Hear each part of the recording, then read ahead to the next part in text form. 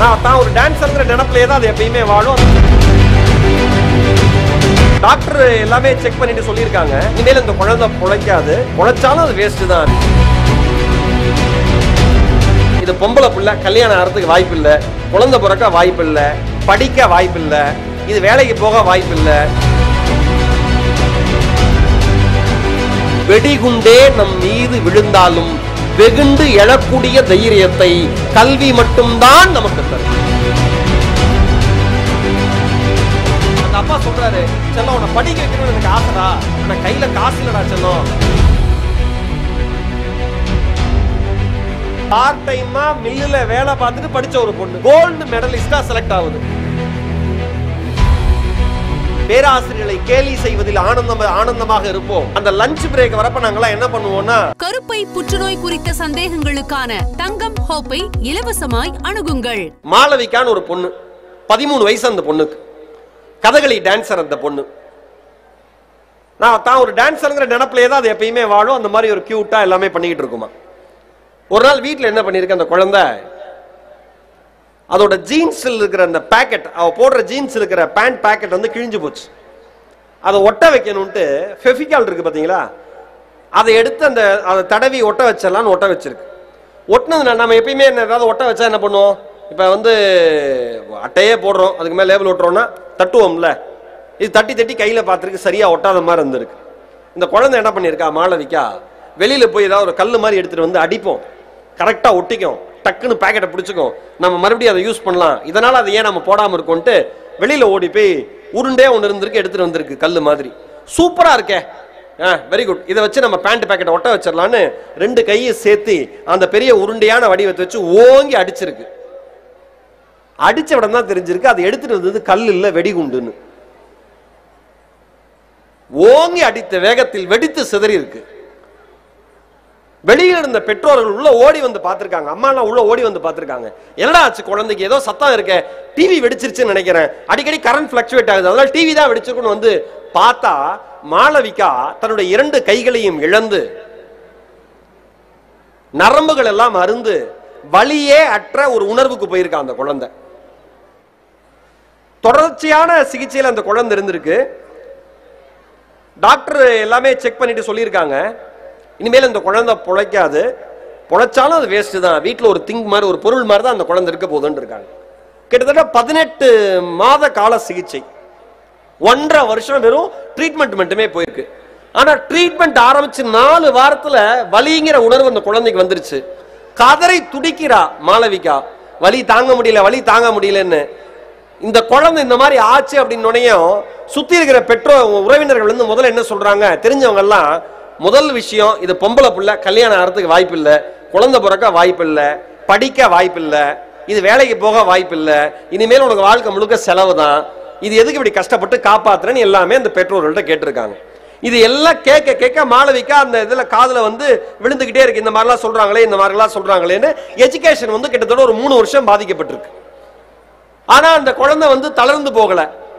யோசிக்கிறா ஒரு நாள் மாளவிகா உட்காந்து, சூசைட் பண்ணிக்கலாமா, இல்ல வாழ்க்கை எதிர்த்து போராடலாமா. இரவு முழுதும் தீவிரமான சிந்தனை. அந்த குழந்தை யோசிச்சு ஒரு முடிவு எடுக்கிறா, ஓகே நாம சூசைட் பண்ணிட்டா என்ன, ஒண்ணுமே கிடையாதே, அடுத்த நிமிஷம் செத்து போறோம், நம்ம வாழ்ந்ததுக்கான அடையாளம் என்ன, நமக்கு டான்ஸ் பிடிக்கும், இனிமேல் டான்ஸ் ஆட முடியாது, அப்ப என்ன பண்ண முடியும், இந்த உடம்பை வச்சுக்கிட்டு நல்லா படிக்க முடியும், நல்லா படிக்க முடியும், படிக்க ட்ரை பண்ணுவோமே, தீவிரமா படிக்கிறா, தனி தேர்வு எழுதுறா, ஏன்னா போய் ஸ்கூலுக்கு போய் படிக்க முடியாதுல்ல, ஸ்பெஷலா வந்து பெர்மிஷன் வாங்கி தனி தேர்வு எழுதுறா. மாற்றுத்திறனாளிகளுக்கான குழந்தைகளுக்கான எக்ஸாம்ல என்ன பண்ணலாம், அவங்க சொல்ல சொல்ல ஒருத்தர் எழுதலாம், அந்த மாதிரி எழுதுறா. நீங்க யாருமே நம்ப மாட்டீங்க, 2 சப்ஜெக்ட்ல அந்த குழந்தை சென்டம் வாங்குறா. இந்தி பாடத்துல மாநில அளவுல முதலிடம் வாங்குறா. அப்துல் கலாம் அவர்கள் இருந்த பீரியட் அது. கலாம் அவர்கள் நேரில் அழைத்து அந்த குழந்தையை பாராட்டி கட்டி தழுவி முத்தமிடுறாரு. எப்படா இந்த மாதிரி ஒரு விஷயம்னு. மாளவிகா அப்புறம் சும்மா இல்ல, டெல்லியில செயின்ட் ஸ்டீஃபன் கல்லூரியில BA பொருளாதாரம் படிக்கிறா. அடுத்து சோசியல் ஒர்க்ஸ் பத்தி மாஸ்டர்ஸ் பண்றா. அவ மாஸ்டர்ஸ் பண்றப்ப மாற்றுத்திறனாளிகளுக்கு, உடல் ஊனமுற்ற குழந்தைகளுக்கெல்லாம் எப்படி எஜுகேட் பண்றது அப்படிங்கிற சப்ஜெக்ட் வருது, அவ அதை எடுத்து படிக்கிறா. இதுல ஹைலைட்டான விஷயம் என்ன தெரியுமா, ஐநா சபையில் சென்று பேசுகிற வாய்ப்பை மாளவிகா பெற்றாள். அவ்வளவு தைரியமா பேசுறா. உடல் ஊனமுற்ற குழந்தைகளுக்கான ஃபேஷன் ஷோல ரேம்ப் வாக் பண்ணா. 2018 உலக மகளிர் தினத்தன்னைக்கு ஒரு மிக உயர்ந்த விருதை மத்திய அரசாங்கம் அவருக்கு தந்து கௌரவிச்சது. உலகம் முழுக்க மோட்டிவேஷன் கிளாஸ் பேசுறா.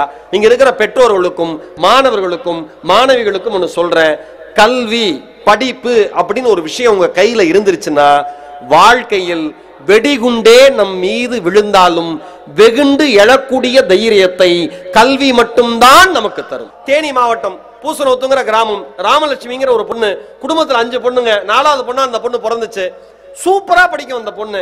அவங்க அப்பாவுக்கு அவ்வளவு ஆசை பெண் குழந்தைங்களை படிக்க வைக்கணும்னு. காசு இல்ல, ஒரு கூலி தொழிலாளி, என்ன பண்றதுனே தெரியல. அந்த அம்மாட்ட அந்த குழந்தைகிட்ட சொல்றா, அந்த அப்பா சொல்றாரு, செல்லம் உன்னை படிக்க வைக்கணும்னு எனக்கு ஆசைடா, ஆனா கையில காசு இல்லடா செல்லம், நீ குடும்பத்துல இவ்வளவு பேர் இருக்காங்க, உனக்கே தெரியும்ல, என்ன பண்ணலாம் நீ முடிவெடுறா அப்படின்னு சொன்னேன். அந்த குழந்தை ராமலட்சுமிங்கிற பொண்ணு என்ன முடிவு பண்றா, அப்பா நான் போய் கோயம்புத்தூர்ல ஏதோ ஒரு மில்லுல வேலைக்கு சேர்ந்துடுறேன்பா, எனக்கு வர காசு ஏதாவது குடும்பத்துக்கு இப்ப உதவியா இருக்குல்லன்னு போய் மில்ல வேலைக்கு சேர்ந்துடுறா. அந்த குழந்தை படிக்குது. அந்த மில்லுல ஒரு ஆப்ஷன் கொடுக்குறாங்க, படிக்கிற ஆர்வம் இருக்கிறவங்க பார்ட் டைமா படிச்சுக்கலான்னு. ஒரு பக்கம் மில்ல வேலை பார்க்குது, ஒரு பக்கம் பார்ட் டைமா டிஸ்டன்ஸ் எஜுகேஷன்ல பிசிஏ எடுத்து படிக்குது. நீங்க நம்ப மாட்டீங்க, தமிழ்நாடு திறந்தநிலை பல்கலைக்கழகத்துல பிசிஏ எடுத்து படிச்ச அந்த ராமலட்சுமி என்கிற பெண் கோல்டு மெடலிஸ்டா செலக்ட் ஆகுது. பார்ட் டைமா மில்லுல வேலை பார்த்துட்டு படிச்ச ஒரு பொண்ணு.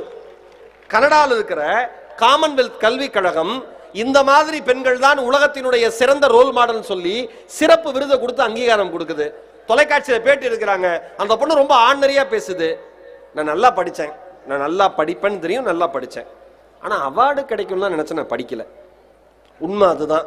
அதனாலதான் பகவத்கீதையில சொன்னாங்க, கடமையை செய் பலனை எதிர்பாராதே. சிம்பிள். நல்லா படிக்க வைங்க உங்க குழந்தைங்களை, உயிரை கொடுத்து படிக்க வச்சேன்னு சொல்லுவீங்களே, உண்மை. கல்விங்கிறது அவ்வளவு பெரிய ஆயுதம். எழுத்தாளர் சுஜாதா அவர்கள் கலாம் அவர்களை பற்றிய பதிவை எழுதுகிற பொழுது ஒரு விஷயம் சொல்றார்.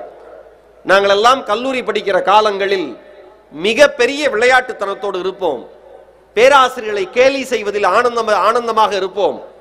அந்த லஞ்ச் பிரேக் வரப்ப நாங்கெல்லாம் என்ன பண்ணுவோம்னா, அங்க டாலி ஹாலா ஒரு ஹால் இருக்கு, டாலி ஹால் தானே சார், லாலி ஹால், லாலி ஹால் ஒன்று இருக்கு.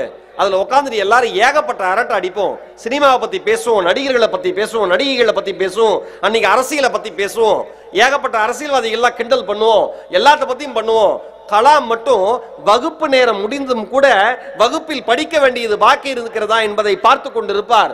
நாங்கள் எல்லாம் அவர் உணவு அருந்து விட்டு செல்லுகிற பொழுது, கலாம் வாங்க நாமெல்லாம் பேசிட்டு இருக்கலாம் கூப்பிடுறப்ப கலாம் பதில் கூட சொல்ல மாட்டாரா, வரேன்னு சொல்ல மாட்டாரா, வரலைன்னு சொல்ல மாட்டாரா, சிரிச்சுட்டு அந்த இடத்தை விட்டு நகர்ந்துருவாரு.